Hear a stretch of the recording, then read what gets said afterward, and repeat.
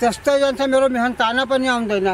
यो तीसरा साल भइगयो त्यसमा 5 गोभी लगाएको तीसरा साल भयो एक पैसाको बिक्री भएन सबै खेतैमा जोताइदियो न बिक्री भएर न बिक्री भएको त्यसै खेतैमा जोताइ किन भयो किन जोताउनु भयो त्यो बिक्री छैन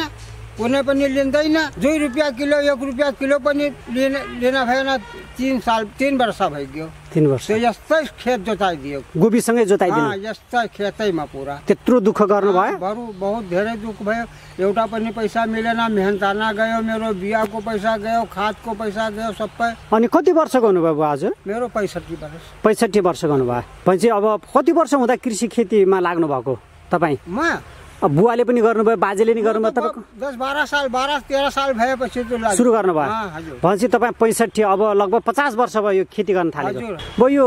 किन बिक्री हुँदैन तरकारी हाम्रो नेपालीको तरकारी किन बिक्री हुँदैन हजुर बिक्री हुन्छन् अब सबै ठाउँबाट आउँछन् त्यो भाउ सस्ता भइहाल्छन् अब नआएपछि त्यो राम्रो भाव मिल्छन् त्यो पैसा त्यसैमा ज्यादा मिल्छन्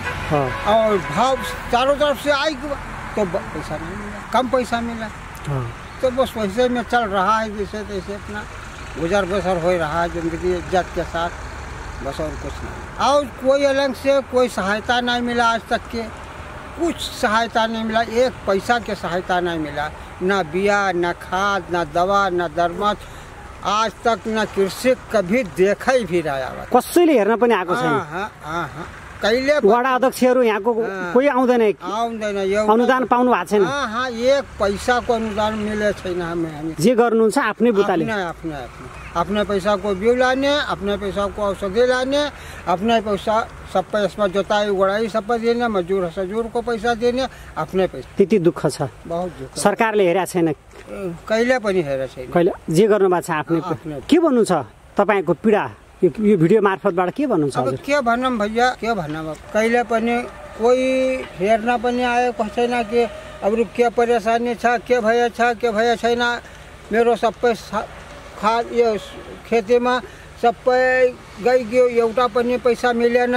त पहिले फिर तभी भी कोही नयाँ आवा हेरेको लिए देखेको सहयोग भन्ने कुरा कतैबाट पाउनु भएन